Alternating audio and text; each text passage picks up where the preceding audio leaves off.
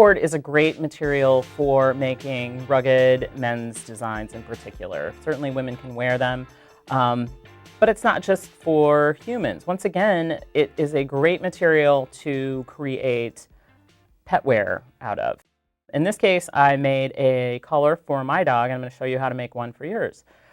First thing you need to do is measure your pet's neck. These are not adjustable once they're actually created, so you kind of want to get this measurement right. In my case, my dog's neck is about 16 inches across, so I added 1 more inch so that it's, a little bit comfortable on him. You could add a ½ an inch if you're worried about him getting out. My guy kind of stays put. He doesn't try to wriggle out of his necklet or his collar, so I went ahead and just gave him a full inch.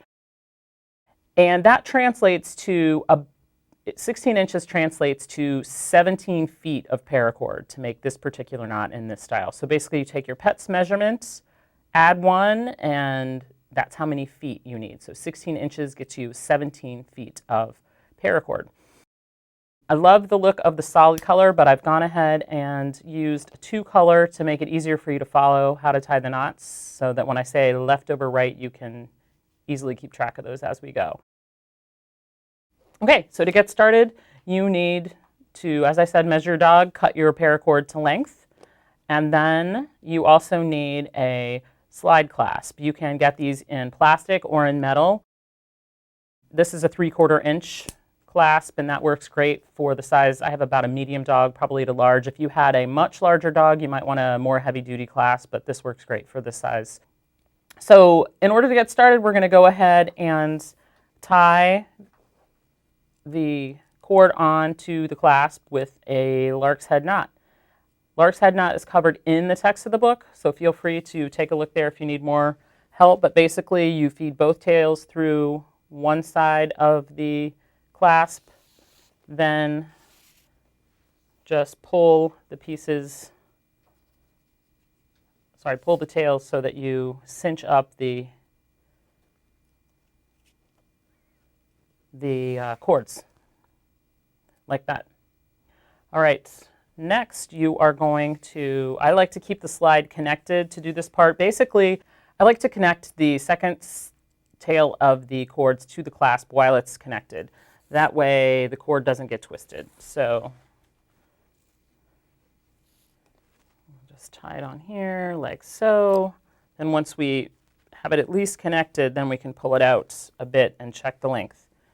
Okay, so here at this point, where you're going to tie your knot, you want to establish this length. You want to actually get out a ruler at this point before you tie your last knot or your first knot here in the chain, and make sure that you have the correct length. It's really tough to adjust it later without undoing all the knots. You certainly can do that if you do make a mistake, but it's easier if you get it right at this point. So once you're sure that you have your length set, move your necklace or your collar to the clipboard. Okay, and we're going to start creating our knots. There are detailed step-by-step pictures in the book. If you would like to follow along with those while you're watching the video, that might be a great choice. Okay, so you fed this through. When we're going to start by, you decide which side you want to be yellow, which side you want to be gray in this case. In this case, I'm going to have the gray or the yellow on the inside. So I'm going to always keep my yellow cord on top and always keep my gray cord on the bottom. So in this case, I have yellow on top, gray on the bottom. I'm going to feed the tail of the gray up through the loop I made here with the yellow, and then feed the tail of the yellow through the loop I made here in the gray. So if you see this, I'm going to kind of stop right here. You can see that this makes sort of a pretzel here, if you can see that. Kind of see that pretzel motion, upside down heart, pretzel, whatever you'd like to call it. Okay, so that's my first full knot. There you go. So you start that way. And then this time, because we're having all the yellow on one side, yellow on top again, kind of make a bit of a figure 4 there, bit of a figure 4 here. Gray always goes under. You slide it closed. Okay, and then you're just going to keep doing that. Yellow on top, gray goes under, over and over and over again.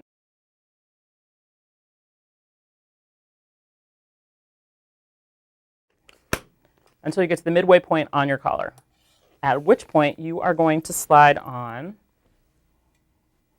a D-ring. The D-ring is handy because you can attach a leash, you can attach tags, you can, rabies tag, ID tag, whatever you need. So the best way to do this is, again, I'm doing a 16-inch collar for my guy. I have 8 inches here of the collar completed. Then you just slide the 1-inch D-ring onto the core here, the core strands of your collar, and then just begin, once again, tying knots as if that's not even present. So you can see as you go, kind of seamlessly just melds right into there. And then as you make more and more knots, that'll even tighten up just a little bit more. All right, so once you continue on, you will have a piece that looks very similar to this, although it'll be in whatever colors you have chosen. When you finish, you get here to the end of your strand, you're going to want to hide the ends. Certainly you don't need this much on your finished collar. So I cut, I cut about 1/2 inch probably. Then I kind of take a peek and see how I want to tuck these in, because basically what we're going to do is we're going to melt these with the lighter and hide them at the same time. And to do that, I'm going to use pliers because this nylon will be very hot, but it kind of melts to itself, which is really nice, and you get a good seal without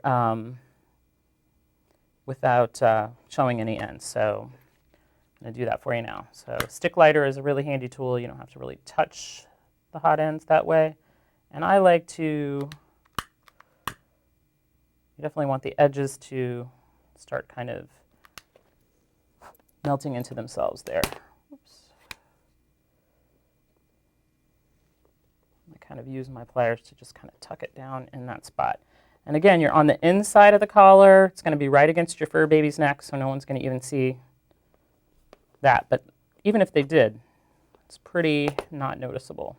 Once you get these guys tucked down in here, dries very quickly, cools off. See, I'm touching it, no problems at all.